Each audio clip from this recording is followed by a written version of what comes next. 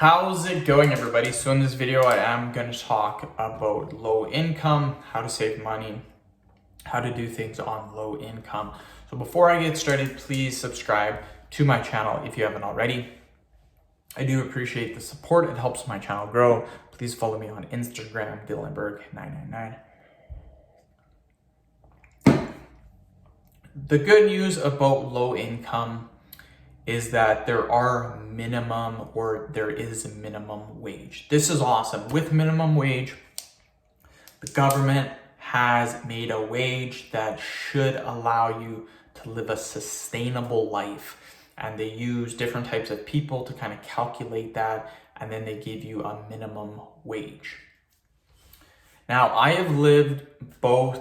I have done jobs where I have made just a little bit above minimum wage, and I've done jobs where I made a ton over minimum wage. Now, I have saved money doing both ways. The thing is that it's not important with how much you make. Of course, if you make more money, you can buy more things. But what's really, really important is your savings rate. That is the most important thing.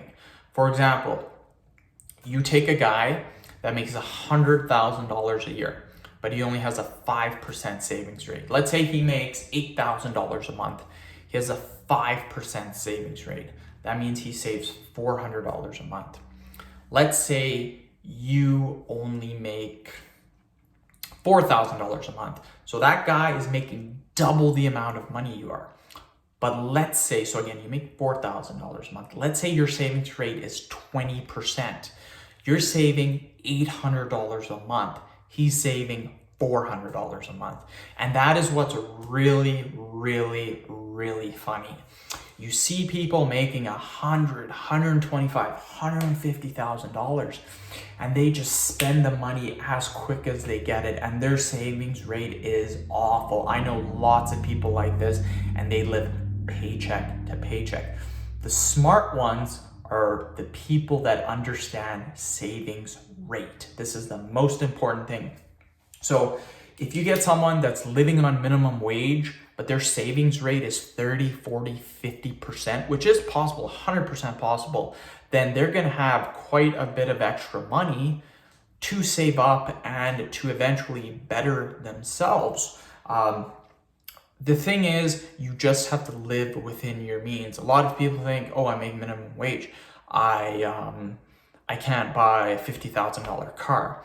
I make a lot more than minimum wage, and I would never buy a $50,000 car ever. I would buy a car between $4,000 to $5,000 because cars are a complete waste of money. And most cars, you can find used cars that get the job done. They get you to A to B, and you can find cars that are on low kilometers, that are decent, that are reliable.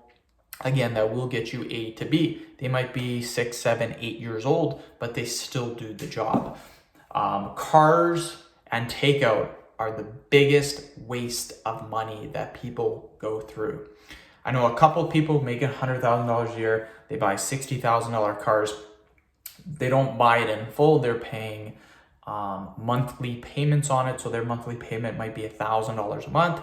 Their mortgage is $2,000 a month. Right there, they're spending $3,000 a month. It literally consumes their paychecks to where they are living month to month. I know a couple that are living on minimum wage, and they have an extremely nice house. Extremely nice. They go on vacations. They eat healthy foods. They drive decent vehicles. They're not brand new, but they are decent. They're reliable. And that's because of their savings rate. It has nothing to do with how much money they're making. It has to do with their savings rate. Their savings rate is around 40%, which is extremely good. The average American and Canadian has only a 5% or 8% savings rate. That is horrible. That is absolutely horrible. Anyone can get to at least a 20% savings rate easily. My savings rate is generally between 60 to 70% savings rate. So it takes some work, it takes some time. Doesn't mean you have to be cheap, doesn't mean you can't still do stuff, but you have to know not to waste your money. And I'll make other videos into how to do that. So end of video. Thank you so much for watching. Please subscribe to my channel if you haven't already. Please follow me on Instagram, Dylanberg999. Thank you.